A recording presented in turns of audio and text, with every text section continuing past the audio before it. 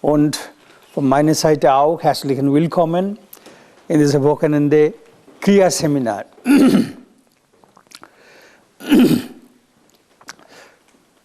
Vor der Einführung, ich möchte zwei Sachen sagen. Bitte Entschuldigung für mein schlechtes Deutsch. Man versteht Sie nicht, kann 10-mal fragen. Zweite, erster Tag für die neuen Studenten der Kriya-Yoga ist ein bisschen Anstrengung, dass sie muss sehr lang sitzen. Ungewohnheit, dass ich möchte ein paar Informationen geben über die Philosophie und dann die Technikerklärung. Wir brauchen ein bisschen Zeit. Wann gehen Sie in die Toilette? Gehen Sie mit den Schuhen. Und dann nachher gut handwaschen, man möglich desinfizieren. Das sind viele diese Krankheiten, überall, besonders in den Hotels und so, in der Öffentlichkeit, die handwaschen und desinfizieren. Und gehen Sie in die Toilette mit den Schuhen. Das ist die Sache. So genießen Sie diese Wochenende, so wie eine große Familie. So wie bedeutet, wir sind die Mitglieder von einer großen Familie. Wenn wir denken, wie die Schöpfung hat gefangen an, er wäre allein, ich meine Schöpfer wäre allein, er möchte multiplizieren. Und so, er hat gegeben sein Funken. Funken ist eine bewusste Energie, formlos, aber eine sehr starke bewusste Energie. Menschen kann nicht vorstellen, welche eine bewusste Energie das ist. Und so, er hat multipliziert und seine Fantasie ist sehr groß, so verschiedene Lebewesen er hat geschaffen. Und 8,4 Millionen Lebewesen gibt. Diese Funken er hat gegeben und gleichzeitig eine Gedanken gemacht, dass ich möchte so eine Tiere oder so einen Menschen haben. Und dort, wir Menschen sollten glücklich sein, dass unsere alles Besondere er hat gegeben, ein Geschenk. Besonderes Geschenk, dieser Körper. Das ist ein so Körpersystem, gibt kein anderes Lebewesen.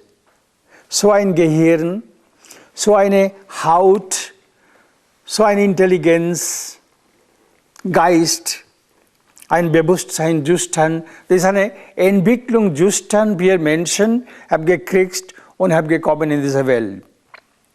So unser Leben ist besonders. Oder andere Tiere. Ein bisschen Gras oder ein bisschen Heu, das ist okay. Aber wenn Sie vorstellen, dass wir Menschen führen so eine besondere, komfortable Leben, eine schöne Wohnung, so viele andere Komfort, Auto, und sehen Sie jetzt in diesem Wetter, die Kuh oder Pferde steht draußen und ein bisschen Heu oder Gras essen. Unser Leben ist viel schöner, aber trotzdem Menschen sind nicht zufrieden. Warum? Menschen weiß es nicht, was er möchte.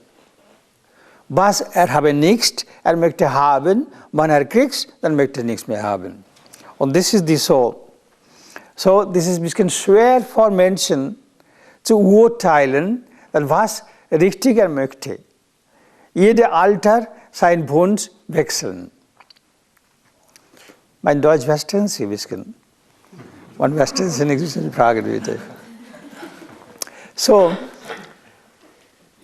Menschen, unsere Erwartung ist zu groß, unsere Wünsche sind zu viel, vor diesem Grund keine Zufriedenheit. Und noch ein Ding fehlt, wer gibt die Unterscheidung Kraft? Dass dieser Geist kann nicht unterscheiden. Intelligenz kann geben und kann unterscheiden, aber ohne diesen gottlichen Teil, Intelligenz auch nicht selbstständig, kann nicht arbeiten. So wie das ganze Körpersystem. Alle Sinneorgane, Arbeitorgane, allein kann nichts funktionieren. Hintergrund eine Kraft lenken. Und diese Kraft, diese bewusste Kraft, ist die göttliche Kraft in Menschen. Diese Funken, was er abgegeben. Und diese Funken, wir sagen in Sanskrit-Wort Atma, individuelle göttliche Geist. Atma ist ein wunderschöner Name. Atma bedeutet eigenes Mutter.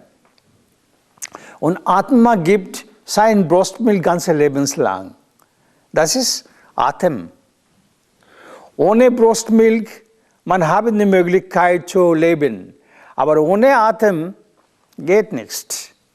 Und so jeder Atem, Hintergrund, die Kraft von Atma ist da. Das ist der Eingang- und Ausgangstür. Aber die Ziehung dieser Atemluft ist verlängertes Mark. Ich zeige es in diesem Bild. Von hier, das ist die verlängertes Mark. Von hier erziehen. Er gibt die Kraft von diesem Ort, heißt 6. Kirche oder Kommandozentrale. In Sanskrit, dieser Ort heißt Agga Chakra. Agga heißt Kommando. Von hier, er gibt die Kommando überall. Jede Sekunde, er weiß es. Gerade, Sie haben gemacht Ihre Haare so. Wer hat gesagt, zu machen? Geht automatisch. Menschen denken, das ist automatisch. Automatisch nichts, dass die Atma vorher haben Nachrichten gekriegt, dass das ist ein bisschen unangenehm hier. So ein bisschen so machen, dann geht besser. Und so Atma sehr schnell. Er versteht und gibt die Kommando. Und wie funktioniert? So funktioniert, von hier ersetzen und gibt die Kraft, lenken. Aber er selbst ist formlos. Man kann nicht ihm mit diesen Augen, man kann nicht hören seine Stimme. Er spricht, er flüstert, aber das ist nicht eine Sprache, so wie Menschen sprechen. So, Menschen mit diesen Ohren kann nichts hören.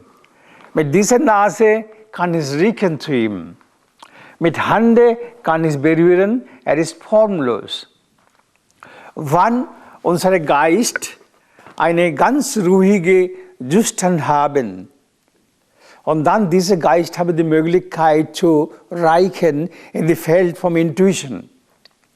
Und dann er langsam versteht, er liebt diesen menschlichen Teil.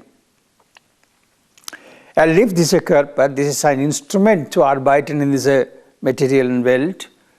Das sind die 4 Instrumente, lenken oder arbeiten. Körper, Geist, Intelligenz, Ego. Und lenken vom Kommandozentrale. Das sind die 5 Mitglieder immer zusammen. Und diese 5 Mitglieder immer, ein ist vielleicht aktiv oder 2 sind aktiv, aber alle sind da. So wie 5 Finger. Man beschreiben vielleicht mit diesen 3 Fingerscheiben, aber andere 2 Stützen sind da. Das ist nicht die Sache, die waren in einer Arbeit, sie lassen 2 Finger zu Hause und 3 Finger bringen. So wie genauso, das ist die, wann sie gehen in ihr Arbeitsplatz oder Schule oder so, sie nicht lassen ihr Geist oder Intelligenz zu Hause. Immer diese 5 Mitglieder sind zusammen. Im Moment Menschen hören Yoga, sofort denken an Übung. Yoga ist keine Übung. Yoga ist keine Atemübung. Yoga ist ein Zustand. Meisten Menschen denken, Yoga hat gekommen von Indien. Das ist eine indische Philosophie. Nein, Yoga hat gekommen von Gott. Er hat geschickt alle 5 Mitglieder. Ein Körper, Geist, Intelligenz, Ego und Atma, alle Menschen in dieser Welt. Alle Menschen in dieser Welt haben geboren mit diesen 5 Mitgliedern und arbeiten zusammen. Und diese Einheit Zustand heißt Yoga. So, Yoga ist da. Wenn man sagt, ich praktiziere Yoga, das ist das falsche Wort. Der Yoga ist da, ein muss bewusst spüren diese Einheit. Und das ist genauso die Eltern auch in Menschen. Auch kennen nichts von diesem Grund, auch gibt keine Anweisungen von Kindheit. Eltern sagen, du aufpasst, bleibst gesund, bleibst glücklich und diese Sache. Aber nichts sagt, dass du musst Einheit spüren mit Atma. Dass lenken dein Körper, Geist, Intelligenz, Ego mit ihm, wenn du eine Verbindung spüren, dann du kannst arbeiten besser in dieser materiellen Welt oder in der spirituellen Welt. Das Eltern nie gesagt. Von diesem Grund, Anfang ist es schwer, dass wir immer der menschliche Charakter ist so, wenn kann nichts sehen mit Augen ein Ding, wenn kann nichts hören, seine Stimme mit den Ohren, dann ist es schwer für ihn zu glauben. Aber man muss verstehen, viele Dinge sind da, zum Beispiel viele Bakterien sind da, wir sehen nicht mit diesen Augen. Man sehen, welche Bakterien sind da, diese Bakterien brauchen von unserem Darm. Aber diese Bakterien, wenn bewegen, dann Menschen nicht mehr essen, Joghurt und viele andere Sachen. Vor diesem Grund, hat nichts gegeben, alles, das, was man kann sehen. Besonders von den Hunden oder Katzen sehen viel mehr als die Menschen. Aber egal, das ist die Situation, warum meisten Menschen leiden. Wenn sie denken, welche eine perfekte Instrumente wir haben, so wie diese Hand, so wie unser Körpersystem, besonders unsere Wirbelsäule. Alle Lebewesen haben eine horizontal Wirbelsäule. Nur wir Menschen haben so eine vertikale Wirbelsäule. Warum? Ein besonderer Grund ist da. Das ist nichts, dass du geboren in dieser Welt, studieren, dann einen Beruf lernen, arbeiten, Geld verdienen, heiraten, Kinder kriegen, gestorben und fertig. So ein besonderer Grund ist da, dass warum wir haben gekriegt so eine vertikale Wirbelsäule. In diesem Punkt, wir kommen später. So, interessante Sache ist, viele Sachen, Schöpfer hat gegeben Instinkt zu anderen Tieren, aber nicht zu Menschen. Warum? Der Grund ist, dass Menschen haben gekriegt eine Intelligenz, Menschen haben gekriegt ein sehr gute Werkzeuge. Von diesem Grund, alle Lebewesen in dieser Welt, was es gibt, vom Ameisen bis Elefanten, alle können schwimmen. Menschen nicht. Menschen müssen gehen und schwimmen lernen in Schwimmschule. Hat nie gegeben diesen Instinkt zu Menschen, dass Menschen müssen arbeiten. Wenn alle diese Sache geben, dann Menschen sind faul geworden, arbeiten nichts mehr. Vor diesem Grund, du musst schwimmen lernen. So, trotzdem, unsere Muskelkraft ist begrenzt. Wenn wir gehen zu kämpfen gegen einen Elefant oder einen Tiger, mit unserer Muskelkraft wir verloren. Aber mit dieser Gehirnkraft, wir haben so viele feinere Kräfte versteckt. Dass alle diese Problemsorgen in menschliches Leben, das ist eine Kleinigkeit. Und das ist die feinere Kraft. Noch feinere Kraft ist da, wenn man kennt diese Kraft und wenn man lernen, wie diese Kraft kann lenken, dann auch, braucht nicht eine Waffe. Gedanken ist genug. Mit Gedanken eine Raubtiere kann halten lassen. Diese Möglichkeit gibt und diese Möglichkeit Schöpfer hat gegeben zu jedem Menschen und das versteckt in jedem Menschen im Gehirn, nicht in den Muskeln. Wenn man will lernen, das ist nicht so wie Aggression, man ganz ruhig konzentrieren zu einem Tier und sagst, ich bin dein Freund. Ich möchte nichts attackieren, du solltest auch nichts attackieren zu mir. Das funktioniert. Aber sofort nichts praktizieren. Das ist gefährlich. Ein bisschen meditieren und ein bisschen mit Willenkraft arbeiten. Dann Sie können sehen, automatisch eine Raubtiere machst einmal und dann nichts mehr. Ganz ruhig bleiben. So in diese Richtung, ich möchte noch ein Beispiel geben, welche eine Kraft versteckt in Menschen. Alle Menschen.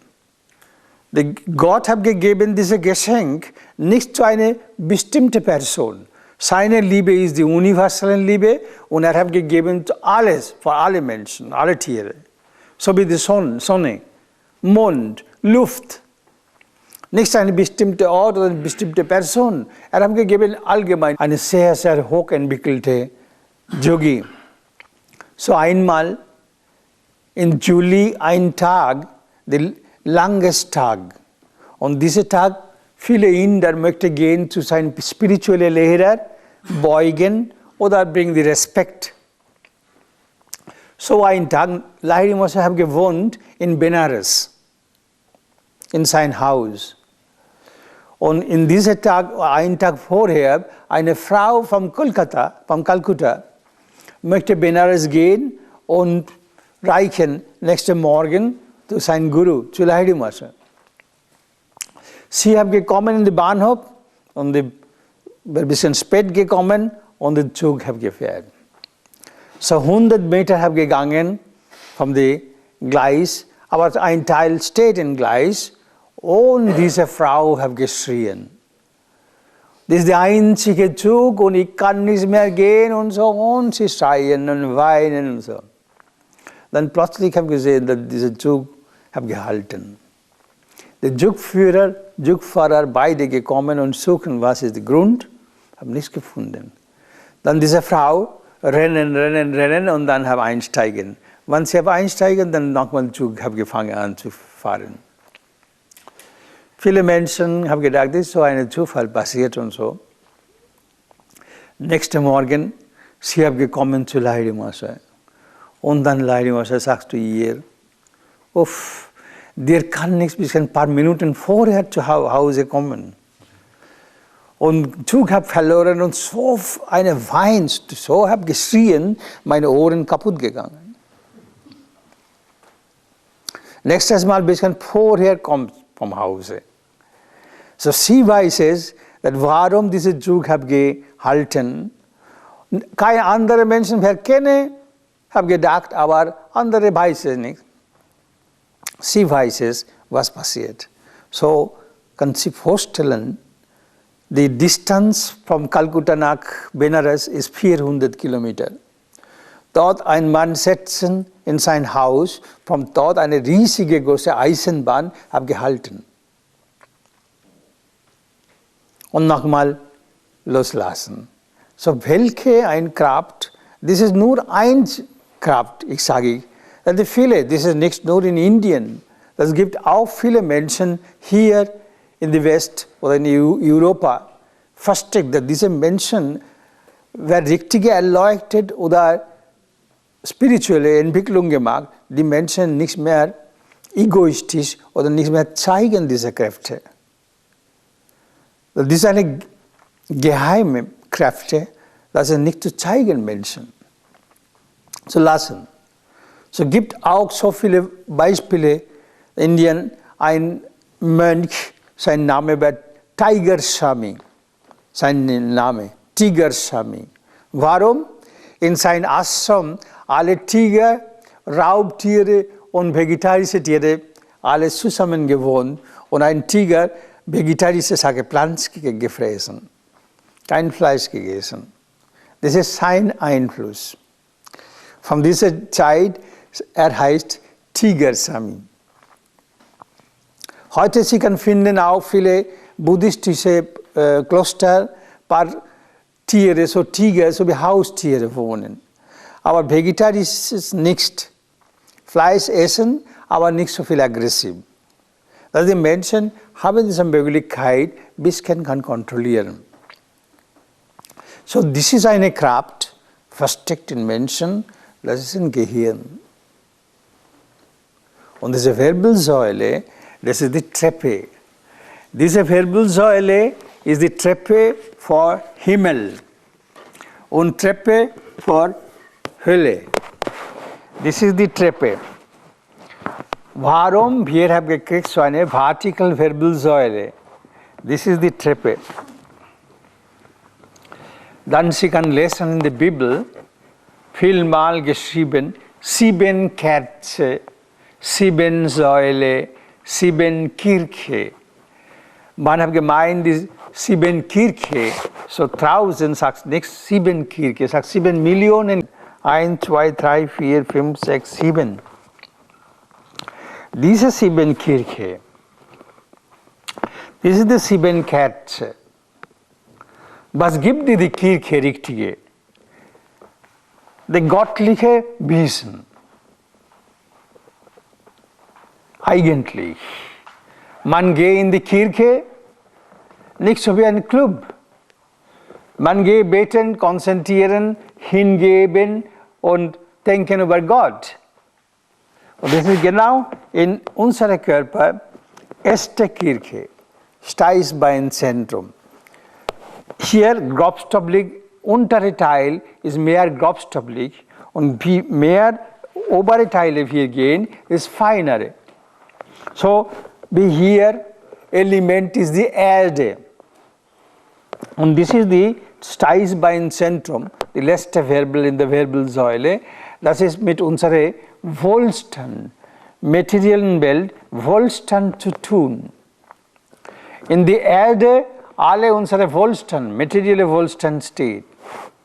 So wie Benzin oder die Mine, die Gold und Silber und Eisen und alles in der Erde steht. Alle Ernährung. Von diesem Grund, dort Steißbeinzentrum habe einen Einfluss mit unserem Geruch. Die alle erdliche Sache, was kommt der Erde, habe einen Geruch. So wie alle Blumen, jede Früchte, jede Getreide, Pflanzen haben einen bestimmten Geruch. Und so Steißbeinzentrum und unser Geruch haben eine enge Verbindung.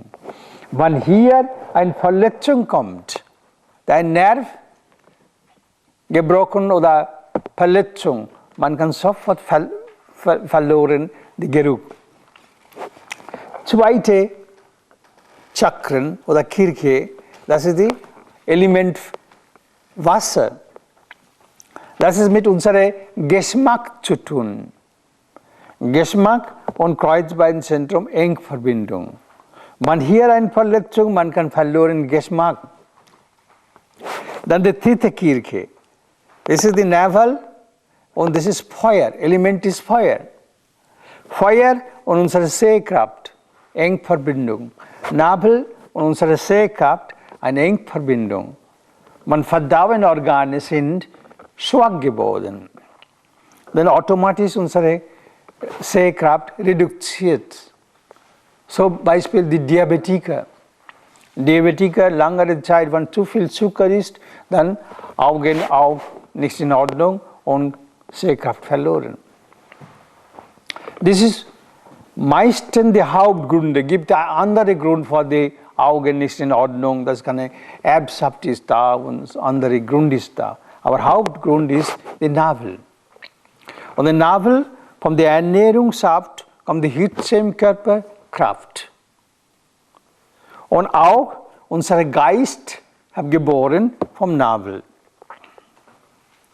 Dann das vierte Element, Luft.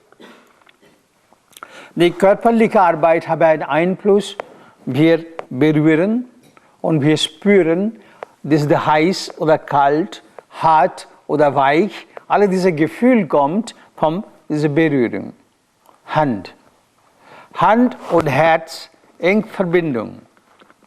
Vor diesem Grund, wenn man habe Probleme mit Herz, erste Zeichen kommt in den linken Arm ein Schmerzen. Man muss aufpassen. Ohne einen Grund, wenn Schmerzen haben gefangen an, sofort muss mit einem Arzt sprechen. Das kann sein, dass von den Nackenwirbeln auch kann passieren. Wenn ein Bandscheibenvorfall im Nackenbereich passiert, dann auch Schmerzen in der Arme, Hände, Finger. Man kann schwerhörig geworden, das ist möglich. Aber trotzdem, man muss aufpassen.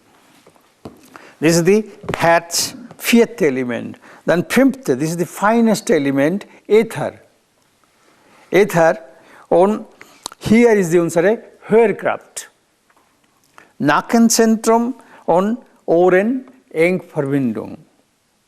Vor diesem Grund, wenn lange Zeit ein Bandscheibenvorfall im Nackenbereich, was meisten Menschen leiden heute, dann langere Zeit, wenn so leiden, dann schwerhörig geworden. Ständig Kopfschmerzen. Hier alle diese Orte Schmerzen. Das ist von den Nackenwirbeln kommen. Und so, das ist das feinste Element.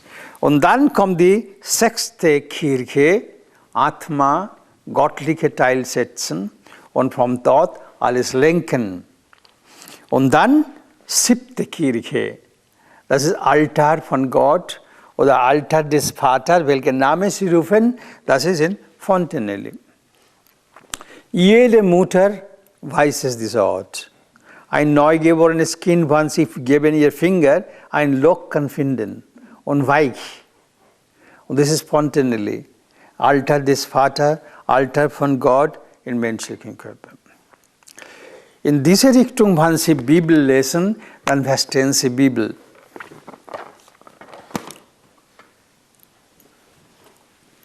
Die Christen machen das Kreuz hier.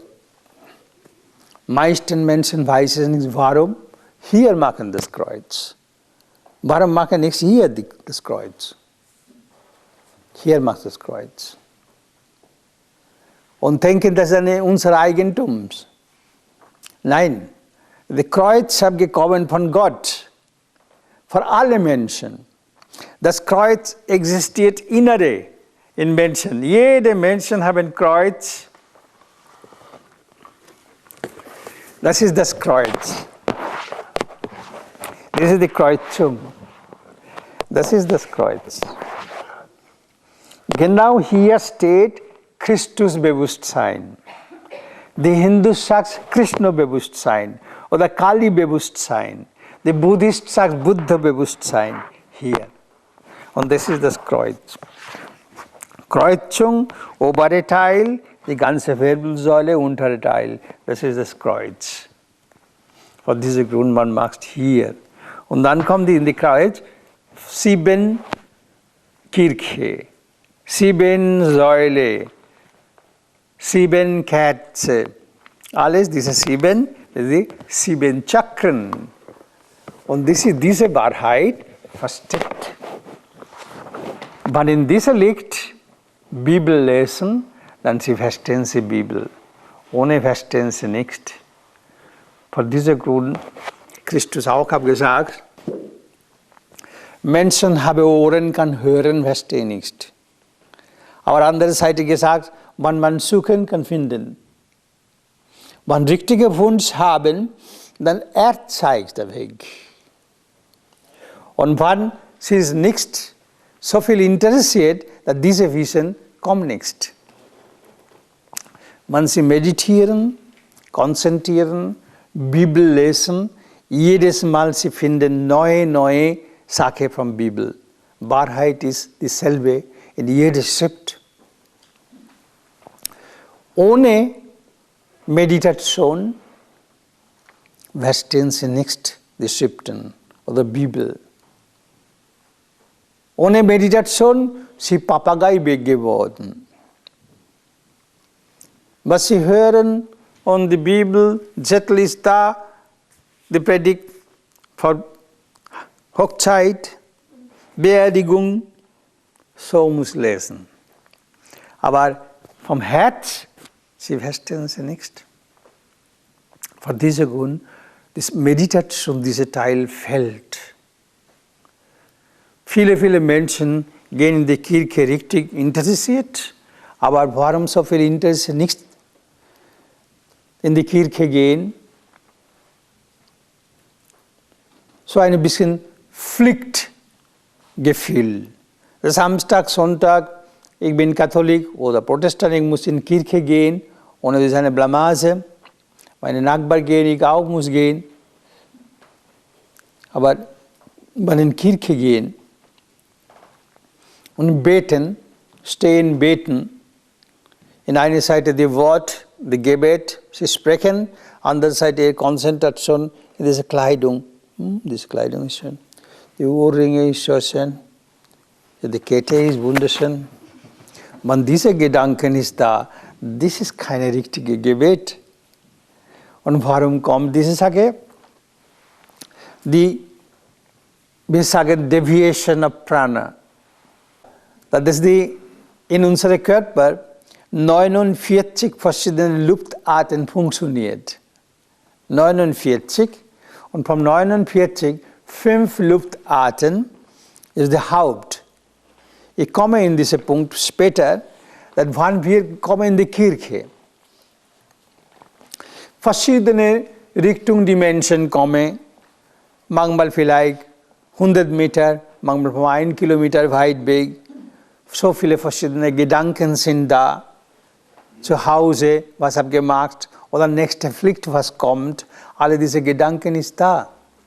So man braucht erst, wenn man kommt in die Kirche, ein bisschen ruhig setzen, ein bisschen konzentrieren. Vielleicht eine Atemübung machen, dann der Blutdruck normalisiert. Dann die Gedanken sind weniger. Und dann kann konzentrieren, beten, geht besser. Und dieser Teil fällt. Das wäre nicht die Lehre von Christus. Christus immer hat gesagt, die Apostolen, geh auf den Berg, meditieren.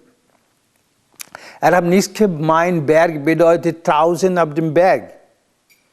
Das hat er nicht gemeint. Berg ist in unserem Körper. Das ist der Berg. Dort gehen Innere und dort sitzen und meditieren. Draußen in den Berg viele Störungen. Verschiedene Menschen, kalt, Sturm, manchmal die Vogel schießen. So, sie kann nicht meditieren, richtig. So, er hat nie gemeint, er meint, das ist inner in die Berg, hier umsetzen. So, diese 5 Luftarten funktioniert in unserem Körper. Ein erste von unten nach oben, wir fangen an, ein Luft steht vom Nabel bis unten Steißbeinzentrum. Diese Luft, die Sanskrit-Name ist die Apana-Luft. Und diese Luft macht alle Ausscheidungen. Urin, Stuhlgang, Menstruation, Embryo halten, alle diese Sachen, diese Luft macht. Dann die zweite Luft steht Nabel bis Herzzentrum. Diese Luft heißt Samana. Samana bedeutet die Equilibrium, Aufgleichen. Dass unser Körper falle nicht vorne oder hinten oder Seite, dass diese Luft halten. Und diese Luft hilft für Verdauen, dass diese assimilieren die Ernährung, transformieren die Ernährungssaft zu Blut und Fleisch und weiter und Abfälle raus. Dann kommt die nächste Luft, steht vom Herz bis Kehl hier. Diese Luft heißt Prana-Luft. Prana ist die Lebens. Bin die Lebens. Das ist die bringt die Sauerstoff als Einatmen. Und dann mit Ausatmen gibt die Giftstoff raus, Kohlendioxid. Das ist die Prana oder Lebensenergie gibt. Und dann eine Luft steht von hier bis hier. Diese Luft heißt Udana.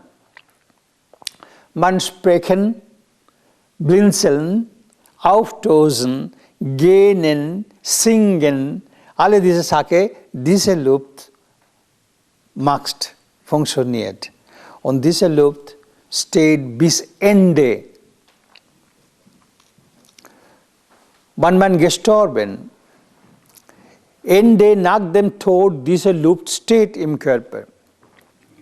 Atma, göttliche Teil, nimmt dann Ende diese Luft mit und geht raus.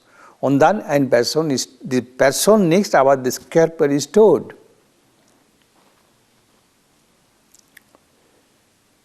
Und interessant, von welchem Ort diese Luft geht raus, Atma zusammen, das ist eine Entwicklungszustand. Zu einer ganz hochentwickelten Yogi, diese Luft geht raus vom Fontanelle, raus. Ein bisschen untere, dieser Teil geht raus.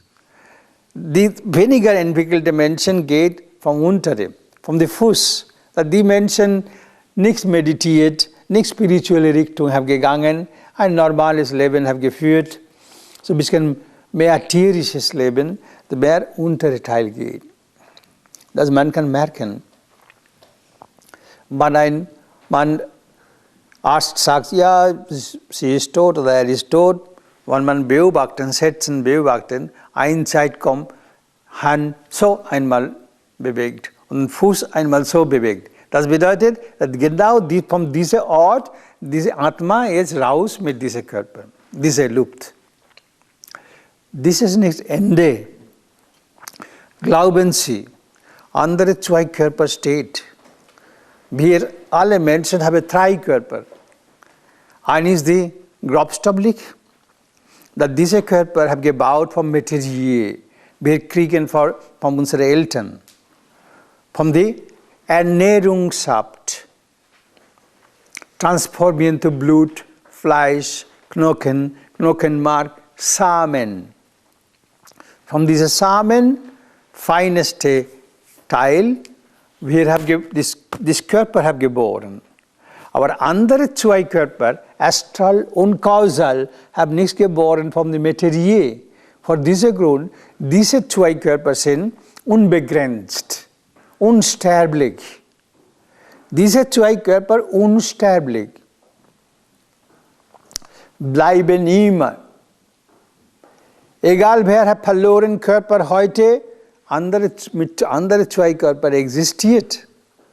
Egal welcher Freund oder Verwandten, so, diese Verbindung immer bleiben, glauben Sie. Dann eine bestimmte Zeit, Atma weiß es, öffnet die Rechnung in Astralkörper. In Astralkörper steht unsere Rechnung. Was man hat gemacht, in letzter Inkarnation, in dieser Inkarnation, welche gute Sache gemacht, welche schlechte Sache gemacht und so. Rechnung sehen und dann eine bestimmte Zeit, nimmt ein neues Körper in eine Familie, die Verbindung und geht die Entwicklung weiter. Diese Kommen und Gehen geht immer weiter, solange man nichts kennengelernt zu selbst. Nichts kennengelernt selbst. Jeder Mensch, jeden Moment sagt, mein Körper, meine Hände, meine Beine, mein Kopf, mein Geist, meine Intelligenz, mein Ego. Aber sagst so viel. Aber denke nicht, wer sagt es? Wer sagt mein Körper? Von diesem Wort ein Ding ist ganz klar, der Körper ist nicht meine Identität. Dann was ist das? Geist auch nicht, sagt mein Geist, meine Intelligenz, mein Ego. Dann was ist unsere Identität? Wer sagt mein Körper? Das ist dieser göttliche Teil, Atma sagst. Mein Körper, mein Geist, menschliches Bewusstsein kennen nichts. Vor diesem Grund alle Probleme kommt. Im Moment erkennen lernen, wer bin ich? Von diesem Moment, ist frei geworden von Angst, Ängstlichkeit und Probleme. Dann sie kann genießen ihr Leben hier. Viel schöner. Sie ist nicht frei, dieser Moment, von Angst, Ängstlichkeit. Angst kommt von Unwissenheit. Man vom weit weg sehen, eine Schlange steht. Geht nicht dort, Angst. Denkt, da ist eine Schlange. Dann einmal komm, Atma gibt die Inspiration, komm, geh mal dort. Nimm einen Stock mit. Siehst, das ist eine richtige Schlange oder was? Dann geh einmal mit einem Stock und vorne gehen, dann haben sie gesagt, oh, das ist eine Seile, das ist keine Schlange. Dann lacht. Das ist genauso, menschliche Charakter, erster Moment, was fremde Sache kommt, sagt, nein, ich kann nicht. Aber Menschen haben so viele Möglichkeiten zu überwinden oder alle was lösen in menschliches Leben. Kleinkeit. Nur ist nicht bewusst, welche eine Kraft versteckt in ihm. Das ist die Sache. So wie die Elefanten. Elefanten haben Angst zu Tiger oder andere Tiere. Elefanten haben so viel Kraft. Die Augen sind klein, die Ohren sind groß. Sieht nichts eigenes Körper. Vor diesem Grund Angst. Sieht nichts ganze Körper, welche eine große Körper ich habe. Vor diesem Grund hat Angst. Hat genug Kraft. Und wir auch so. Wir kennen nichts, welche wir nur denken, unsere Muskeln Kraft, aber welche eine Kraft versteckt, innere, nicht verschiedene Kräfte sind da. So in dieser Situation, was fällt in Menschen? Die Unwissenheit. Und diese Unwissenheit, Inkarnation nach Inkarnation, und diese Unwissenheit, man kann nicht überwinden, man geht in eine Universität oder von einer Institution oder von einer Schule. Man kann Sprache lernen, ein Subjekt kann lernen, eine Geografie oder Wissenschaft kann lernen, aber richtige, was ist die Wissen?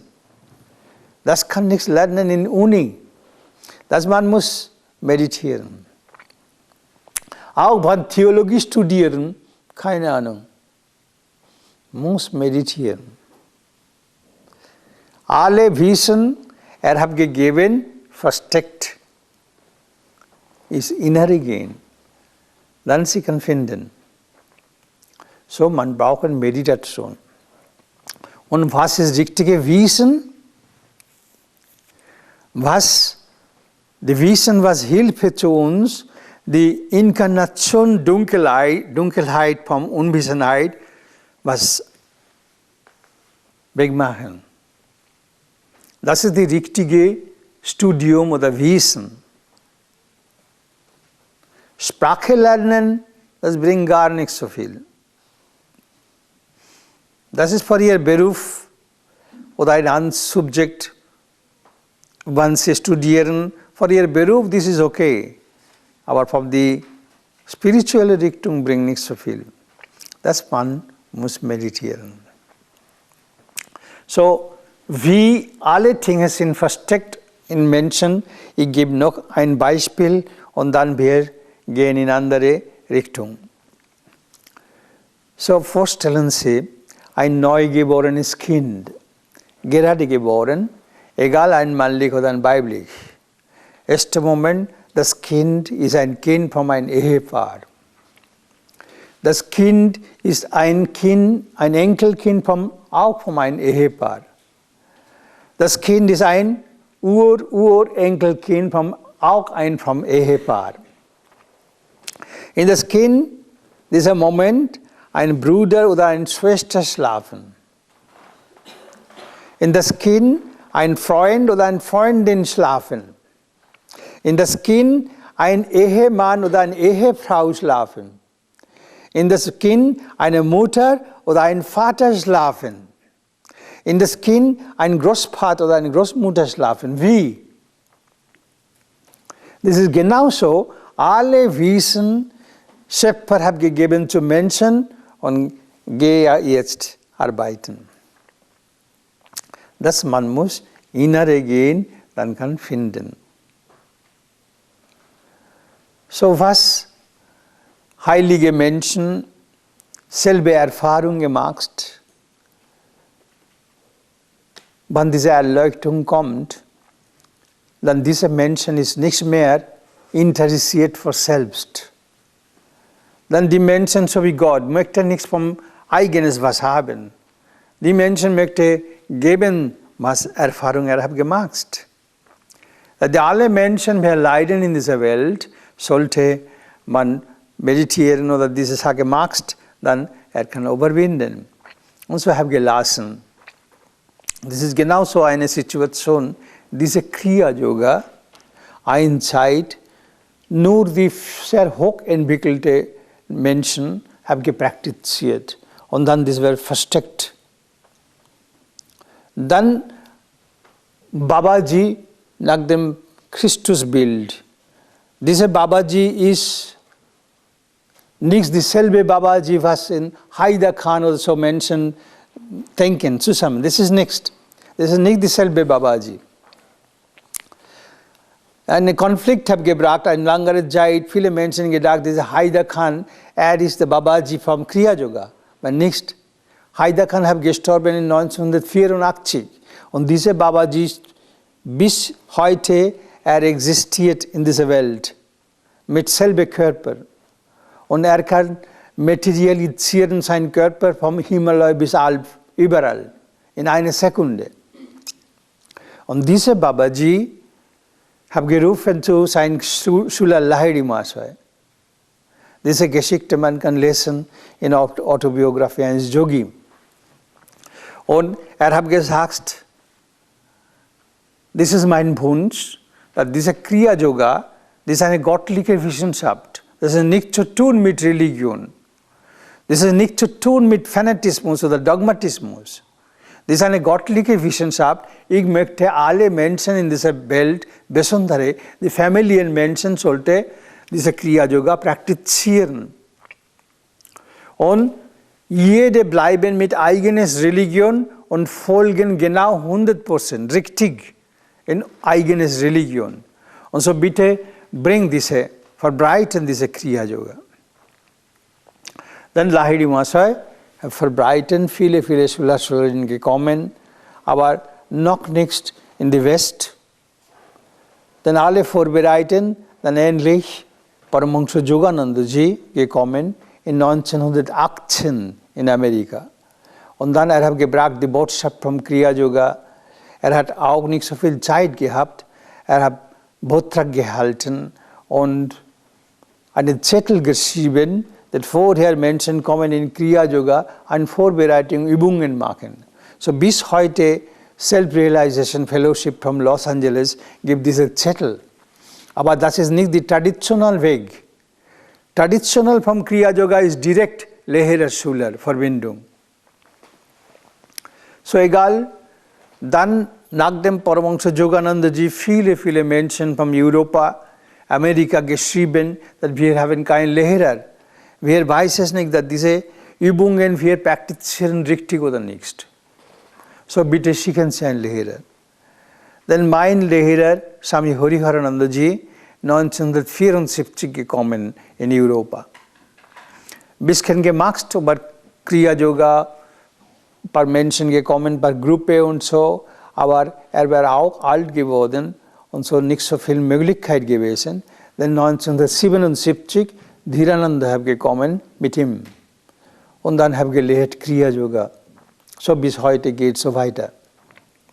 So, dies wäre Babajis Wunsch, dass Kriya-Yoga sollte, besonders für die Familienmenschen. Ein Mönch, wohnt in die Kloster. Braucht nichts Geld verdienen, hat keine Familie, keine Kinder. Und so hat genug Zeit. Aber die Familienmenschen müssen Geld verdienen, die Familienmitglieder kümmern, eine Sozialverbindung halten, nicht so viel Zeit. Und für diese Menschen, Kriya-Yoga ist ideal. So Kriya-Yoga, eine Seite ist die Philosophie, andere Seite ist eine Technik gibt. Das ist die zweimal, man muss täglich praktizieren, disziplinieren, trainieren. Und alle diese Übungen, was kombiniert in Kriya-Yoga, gibt die dreifache Entwicklung gleichzeitig. Körperlich, geistig und spirituelle. Und so, Philosophie ist, Kri bedeutet alle Action. in unser tägliches Leben von morgen bis Nacht, alles was machen in dieser Welt, das heißt Kri. Und Ya bedeutet Atma, göttliche Teil. Und Yoga bedeutet Einheit. So alle Bewegung, alle Action und unser tägliches Leben, dort Atma ist da, alle 4 Mitglieder sind da. Vorher, ich habe gesagt, egal was sie sagen, was sie machen, schreiben oder Büro gehen, alle 5 Mitglieder sind da immer. Einheit, Yoga ist da. So, in jeder Action, wenn Sie kochen, schreiben, Toilette putzen, immer diese 5 Mitglieder sind da, Yoga ist da. So, this is Kriya-Yoga. Unterschied ist, wenn man bewusst, man bewusst über diese göttliche Teil oder nicht. Wenn ist bewusst mit diesem göttlichen Teil, dann ist eine bewusste Kriya-Yogi.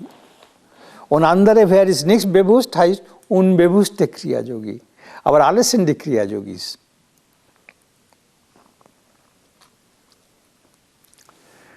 So, diese Übungen 2-mal täglich, was man praktizieren, das gibt die dreifache Entwicklung gleichzeitig. Im menschliches Leben, wir haben viele Hindernisse. Erste Hindernis sind Krankheiten. Jede körperliche Krankheit, Wurzel ist der Geist. Wenn Sie in eine Seite die gesunde Ernährung nehmen, gehen Sie in frische Luft, Vollkorn und Rohkorn und Halbkorn und alles essen, das bringt nichts. Wenn Sie nichts lachen, Sie jeden Tag, Sie müssen lachen. Gott hat gegeben schöne Zähne. Und in der Natur, wenn Sie sehen, alles lachen. Die Blumen, hat gegeben, zu bringen die Freude, Frieden. Wenn Sie haben Angst, Ängstlichkeit, Aggression, Depression, jede ausdrücken eine körperliche Krankheit. So, nur gesunde Ernährung oder frische Luft sind nicht genug.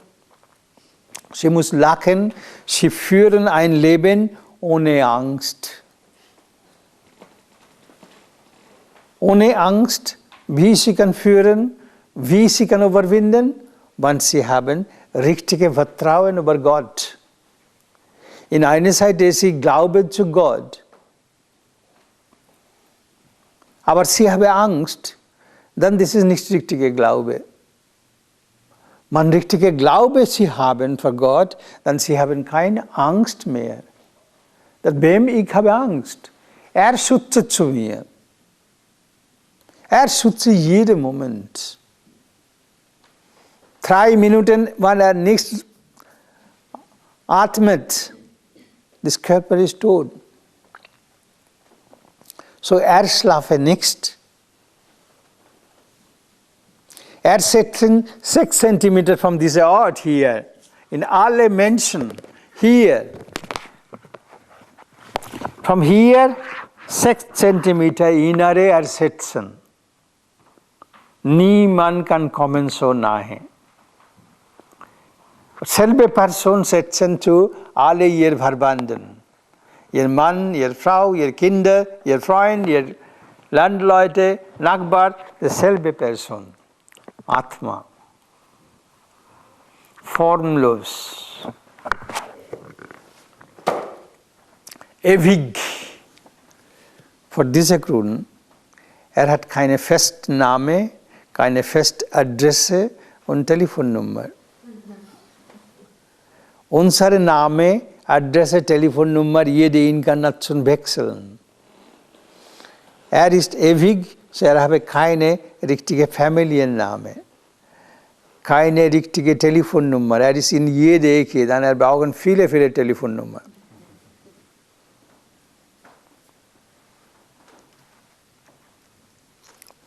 So, sie kann jeden Moment mit ihm Verbindung halten. Heutige Tage, fast jede Menschen habe ein Handy, ein Telefon. Und immer sprechen und am Ende kommt eine Rechnung, höhere Rechnung. Aber mit ihm telefonieren, das ist kostenlos.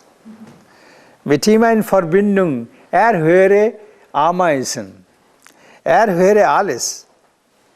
Sie muss glauben, reagiert nichts oder zeige nicht sofort. Aber gibt seine Hilfe. Und die beste Berater, alle Richtungen. So, man kenne nicht zu ihm vor diesem Grund, alle Probleme, Sorgen kommt in menschliches Leben. So, von heute probieren Sie mit ihm eine enge Verbindung spüren. Glauben erst, denn langsam zeige, wie spricht, wie stützen. Langsam zeigen. Und das man brauchen eine Ruhe, geistige Ruhe. Solange Geist ist ruhelos, Sinne sind ruhelos, Atem ist ruhelos, dann mit dieser Ruhelosigkeit man kann nichts finden zu ihm. Je mehr Ruhe komme, automatisch Sie können spüren, Ihr Atem ist auch ruhig geworden und dann Konzentration geht besser und dann die Intuition man kann sehen. So diese Übungen gibt diese Möglichkeit, wie man kann ausschalten unnötige Gedanken sofort. Wie man kann spiritualisieren jede unsere Action, Arbeit. Eigentlich alle unsere Action in tägliches Leben sind spirituelle Action. Ohne Spirit, eine Action mit Spirit, alle heißt Spiritual Action. Ohne Spirit, kein Spiritual Action. So in unserer jede Bewegung, Spirit ist da, Atma ist da. Man muss bewusst spüren. So this is the situation. Wir sprechen jetzt über die Technik vom Kriya-Yoga. Das ist eine Kombination mit richtiger Atem, Konzentration und einzige körperliche Übung. Und diese Übung ist nicht die Asana, das ist die Mudra. In einer Seite Asana oder die Übungen in Yogaphilosophie, das ist der dritte Teil. Erste zwei ist die mehr moralische, so wie Jama oder die Kontrolle. Andere ist die Niyama, die Regel. Und dritte ist die Asana oder die Übungen. Und diese Übungen sind nicht normale Übungen. Schöpfer hat gegeben, in jede Tiere, Insekten ein Instinkt. So wenn diese Tiere oder Insekten spüren nicht wohl, dann macht eine bestimmte Bewegung. Wenn sie beobachten, jede Tiere, wenn nicht spürt eine wohl, dann eine bestimmte Bewegung macht. Wenn sie sehen, eine Fliege setzen und immer macht so. Eine Hitze und eine Energie generieren. Jede Insekten macht eine bestimmte Bewegung. Und Menschen haben beobachtet, dass diese Tiere, warum machst du so? Selber habe gepraktiziert und habe gesagt, oh, das ist sehr gut, Gefühl. Und so meistens Yoga-Übungen haben einen tierischen Namen. So wie die Krokodil, so wie Cobra, so wie Hase. So meistens ein tierischer Name. Und das hat gekommen nicht von den normalen Menschen, das hat gekommen von Gott. Gott hat gegeben diesen Instinkt zu jedem Insekten oder die Tiere. So, Mudra ist ein andere. In einer Seite Asana, diese Übungen heißt Asana, körperliche Übung, und ein paar Übungen gibt geistige Entwicklung, aber Mudras gibt die dreifache Entwicklung. Körperlich, geistig und spirituelle gleichzeitig. Und diese Mudra in Kriya-Yoga, eine besondere Mudra, Moha-Mudra. Namenbedeutung sagt sehr groß. So wir kommen in diesen Punkt später. Zweimal diese Übungen praktizieren.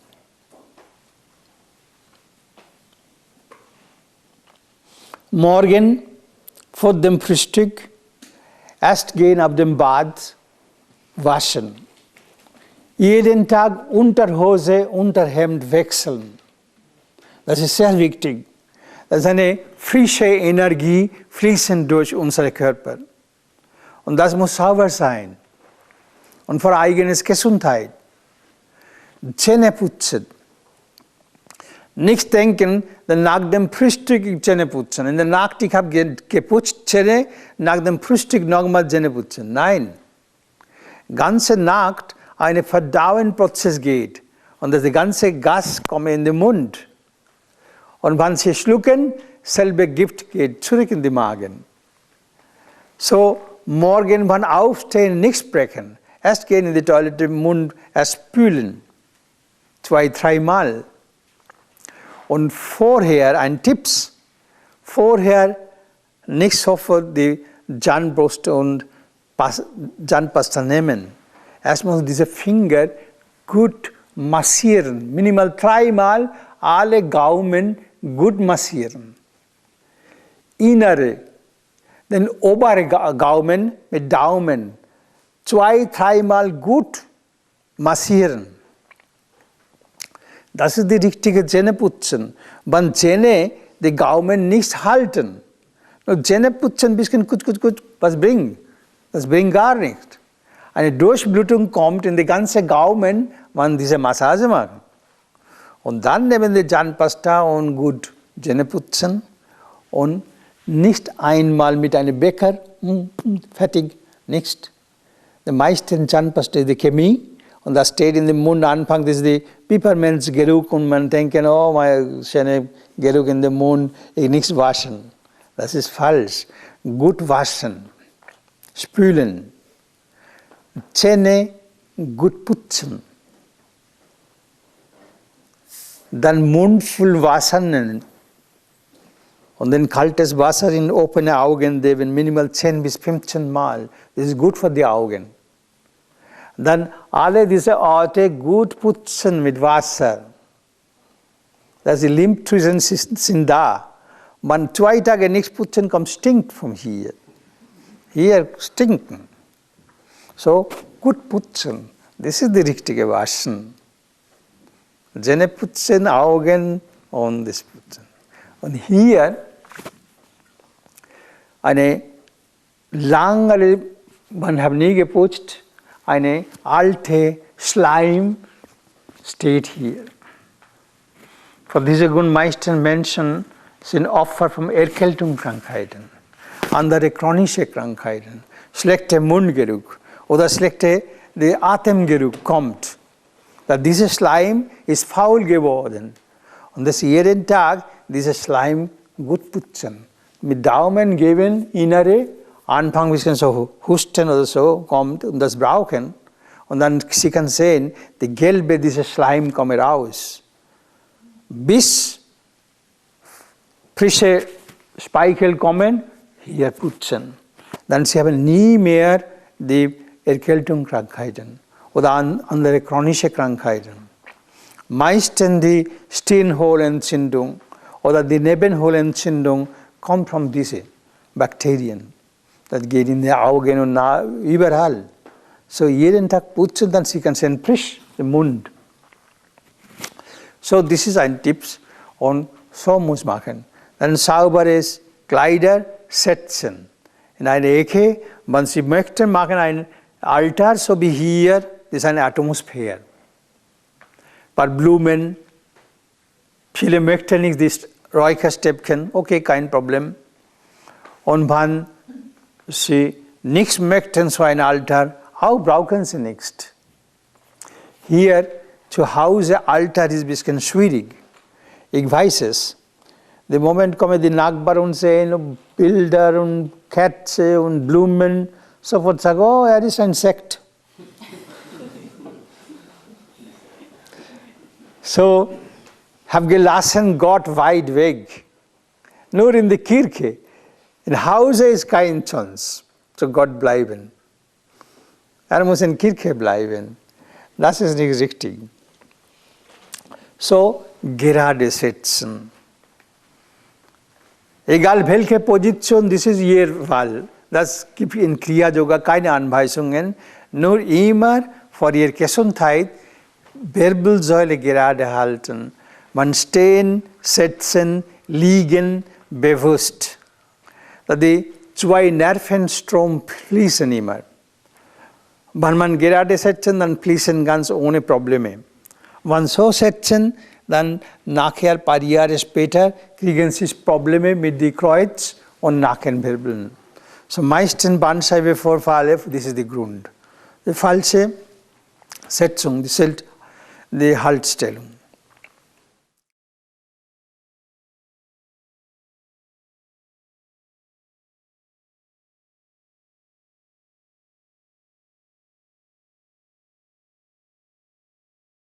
Und dann Sie lernen richtige Atem. Was Menschen atmet, das ist nicht die richtige Atem. Das ist die Nasalatmung. Das ist Nasalatmung. So, wir kriegen nicht die richtige Wirkung. Richtige Atem ist die Halsatmung oder Kehlkopfatmung.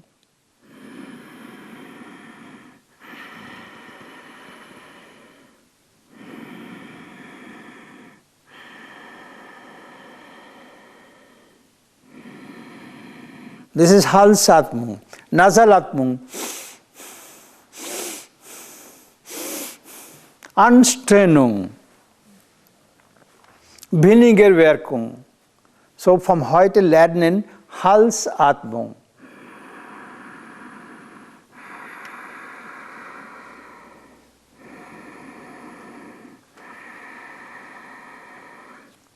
Beide Atem, Luft geht durch die Nase. Atmen Sie nicht durch den Mund, dann geht viel Bakterien. Ausatmen durch den Mund, das ist okay, aber einatmen durch den Mund ist unhygienisch. Immer atmen Sie ein durch die Nase. Aber wenn Halsatmung Sie lernen und bewusst machen, dann Sie sehen, Ihr Atem fließen so leichter, viel mehr. Mehr Sauerstoff geht innere, mehr Kohlendioxid geht raus. Mit Halsatmung. Der Unterschied ist, Sie muss denken, von hier Sie ziehen das Licht, Luft. Kehlkopfatmung. Jede Menschen machen, aber nicht bewusst. Wenn Sie schlafen, automatisch machen Sie Halsatmung und schnarchen. Keine Ahnung, schlafen, tief schlafen. Aber in tägliches Leben machen Sie eine Gewohnheit. Dann Sie kann sparen ihr viel Energie. Eine Forschung gibt in Yoga. Und dort, wir haben gesehen, die Tiere oder Menschen, wann atmen sie viel, leben sie wenig. Wann atmen sie wenig, leben sie lang. Ich habe gegeben ein paar Beispiele. Sehen Sie einen Hund oder eine Hase, atmet ein und aus 35 bis 40 Mal per Minute. Leben ist 10 bis 15 Jahre. Wir Menschen atmen ein und aus 16 bis 18 Mal per Minute. Normale Atmung, das bedeutet, in 24 Stunden, wir atmen ein und aus 21.600 Mal.